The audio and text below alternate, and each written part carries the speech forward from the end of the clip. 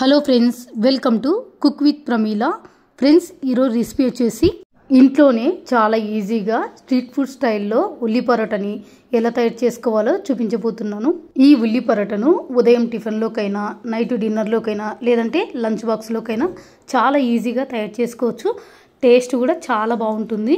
Friends, మరి సింపుల్గా, టేస్టీగా, స్పైసీగా ఉల్లి పరోటా ఎలా తయారు చేసుకోవాలో వీడియోలోకి వెళ్ళి చూసేయండి. ఉల్లి పరోటా తయారు చేయడం కోసం ఒక బౌల్ తీసుకొని ఇందులోకి 1 కప్పు గోధుమ పిండిని వేసుకోవాలి. ఇందులో 1 పావు టీ స్పూన్ వరకు సాల్ట్, 1 టేబుల్ స్పూన్ వరకు నూనెను వేసుకొని ఈ పిండిలో అన్ని బాగా కలిసేలాగా కలుపుకోవాలి. పిండి అంతా ఇలా కలుపుకున్నాక ఇందులోకి కొద్దిగా నీళ్ళని పోసుకుంటూ చపాతీకి పిండి ఏ విధంగా కలుపుకుంటామో ఆ విధంగా సాఫ్ట్గా కలుపుకోవాలి. ఇలా కొద్దిగా నీళ్ళని పోసుకుంటూ ఇక్కడ చూపిస్తున్నట్టు ఈ విధంగా పిండి అయితే సాఫ్ట్గా కలుపుకోవాలి.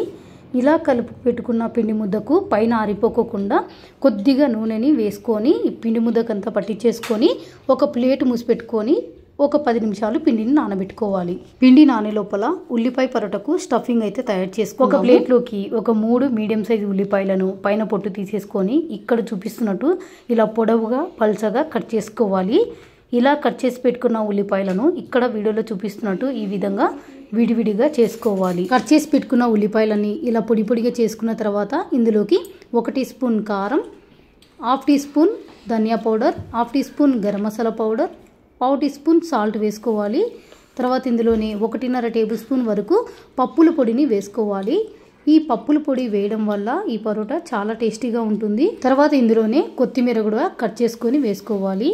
ఇలా అన్నీ వేసుకున్న తర్వాత ఈ ఉల్లిపాయలకు ఉప్పు, కారం, అలాగే పప్పుల పొడి, కొత్తిమీర అన్నీ బాగా కలిసేలాగా ఈ విధంగా కలుపుకోవాలి. ఇందులో పప్పుల పొడి వేయడం వల్ల ఉల్లిపాయల నుంచి వాటర్ రిలీజ్ అవ్వకుండా మంచిగా హెల్ప్ అవుతుంది. అలాగే పరోటా కూడా మంచి రుచిగా చాలా టేస్టీగా ఉంటుంది. ఇలా అంత బాగా కలుపుకున్న తర్వాత పక్కన పెట్టేసుకుందాము. ఇప్పుడు పిండి నానిందో చూద్దాము. పిండి కూడా మనకు బాగా చక్కగా నానిపోయింది. చూడండి, బాగా సాఫ్ట్గా నానిపోయింది. ఒక్కసారి ఈ పిండిని కలుపుకుందాము. ఇలా పిండిని బాగా కలుపుకున్న తర్వాత ఈ పిండిని 2 భాగాలుగా చేసుకోవాలి. చూసారు కదా, ఇలా 2 భాగాలుగా చేసుకున్న తర్వాత ఒక ఉండని తీసుకొని రౌండ్గా బాగా చేసుకోవాలి. ఒక ఉండని తీసుకొని పొడిపిండి చల్లుకొని పొడిపిండి అంతా పిండికి పట్టించేసుకున్న తర్వాత చపాతీ కర్ర తీసుకొని మనము చపాతీ అయితే పల్చగా చేసుకోవాలండి. వీలైనంత వరకు చాలా పల్చగా చేసుకోండి. మధ్యలో పిండిని చల్లుకుంటూ చపాతీ అయితే బాగా పల్చగా చేసుకోవాలి. ఈ విధంగా చపాతీ అయితే పల్చగా తయారు చేసుకోవాలండి. ఇప్పుడు చపాతీ మీదకి మనం ముందుగా స్టఫింగ్ కోసం తయారు చేసుకున్న ఉల్లిపాయ మిశ్రమంని ఈ చపాతీ మీదకి వేసుకోవాలి. ఈ విధంగా చపాతీ మీదకి అంతా ఉల్లిపాయ మిశ్రమం వేసుకున్న తర్వాత ఒక్కసారిగా చేత్తో ఇలా గట్టిగా ప్రెస్ చేయండి. రోల్ చేసినప్పుడు ఉల్లిపాయలు పక్కపోకుండా ఉంటాయి. తర్వాత ఇక్కడ వీడియోలో చూపిస్తున్నట్టు ఈ విధంగా రోల్ అయితే చేసుకోవాలి. ఇలా నెమ్మదిగా రోల్ చేసుకోవాలి. స్టఫింగ్ అంతా బయటికి రాకోకుండా చేత్తోనే నెమ్మదిగా రోల్ చేసుకోవాలి. ఇలా మొత్తం అంతా రోల్ చేసుకున్న తర్వాత ఇక్కడ వీడియోలో చూపిస్తున్నట్టు కత్తి తీసుకొని ఈ విధంగా మధ్యలోకి కట్ చేసుకోవాలి. ఇలా 2గా కట్ చేసుకున్న తర్వాత ఒక రోల్ని తీసుకొని ఉల్లిపాయ స్టఫింగ్ పైకి వచ్చేలాగా పెట్టుకొని ఇక్కడ వీడియోలో చూపిస్తున్నట్టు ఈ విధంగా చుట్టేసుకోవాలి. ఇలా రౌండ్గా చుట్టుకోవాలి. ఇలా చుట్టుకోవడం వల్ల పరోటా లేయర్స్ లాగా ఉంటుంది. అలాగే ఉల్లిపాయలు కూడా అన్నీ ఈవెన్గా బాగా స్ప్రెడ్ అయిపోతాయి అన్నమాట.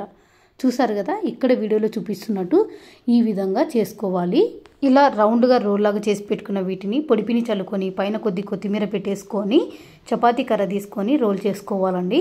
పరోటాలు పెద్దగా ఉండవండి, కొంచెం మందంగా మీడియంగా ఉంటాయి కాబట్టి ఆ విధంగా చేసుకోవాలి. చూసారు కదా, ఈ విధంగా మనం కొంచెం మందం వచ్చేలాగా పరోటా అయితే చేసుకున్నామండి. ఈ పరోటాని ఇప్పుడు పెన్న మీదకి వేసుకొని కాల్చుకోవాలి. పరోటాని కాల్చుకోవడం కోసం స్టవ్ మీద ప్యాన్ పెట్టుకొని కొద్దిగా నూనెని పట్టించేసుకున్నాక పరోటాని వేసుకొని లో ఫ్లేమ్లోనే బాగా కాల్చుకోవాలి. మీరు కావాలంటే నూనె ప్లేస్లో నెయ్యితో వేసుకొనైనా పరోటాని బాగా కాల్చుకోండి, టేస్ట్ బాగుంటుంది. ఇలా పరోటాని ఒకవైపు బాగా కాలిన తర్వాత ఇప్పుడు మరోవైపు కూడా తిప్పుకొని కాల్చుకోవాలి. లో ఫ్లేమ్లో పెట్టుకొని కాల్చుకోండి, అప్పుడే మాడిపోకుండా మంచి రుచిగా పరోటాని అయితే తయారు చేసుకోవచ్చు. ఇలా పరోటా 2 వైపులా బాగా కాలిన తర్వాత ఒక ప్లేట్లోకి తీసుకోవాలి.